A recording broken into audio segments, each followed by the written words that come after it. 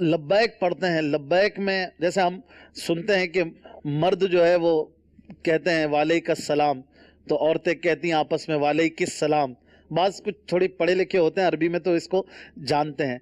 तो लब्बैक में भी कोई फर्क है मर्द और औरत के? लब्बैक के अंदर कोई ऐसा सिगा नहीं है जिसमें औरत से खिताब हो रहा हो। अच्छा, लब्बैक के अंदर अल्लाह ताला से खिताब है, और जो सिगे हैं उन सिगों में कोई फ़र्क नहीं आएगा। औरत भी तलबिया पढ़ेगी। एक फ़र्क है, मर्द के लिए ताकीद है कि बुलंद आवाज़ से पढ़े, अच्छा, अच्छा, औरत को ये हुक्म है कि वो आहिस्ता आवाज़ से पढ़े।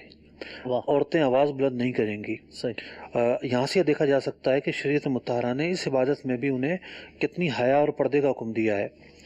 औरत अजान नहीं दे सकती, अजान एक अहम मजहबी फरीज़ा है, औरत नहीं दे सकती है, क्यों आवाज़ बुलंद होगी, और औरत का आवाज़ बुलंद होना शरीयत को महमूद नहीं है, वाह, शरीयत को पसंद नहीं है, क्योंकि अजान में, तलबिया में तरन्नुम है, तरन्नुम से पढ़ा जाता है, और औरत का जो तरन्नुम है वो सितर है, छुपाने की चीज़ है।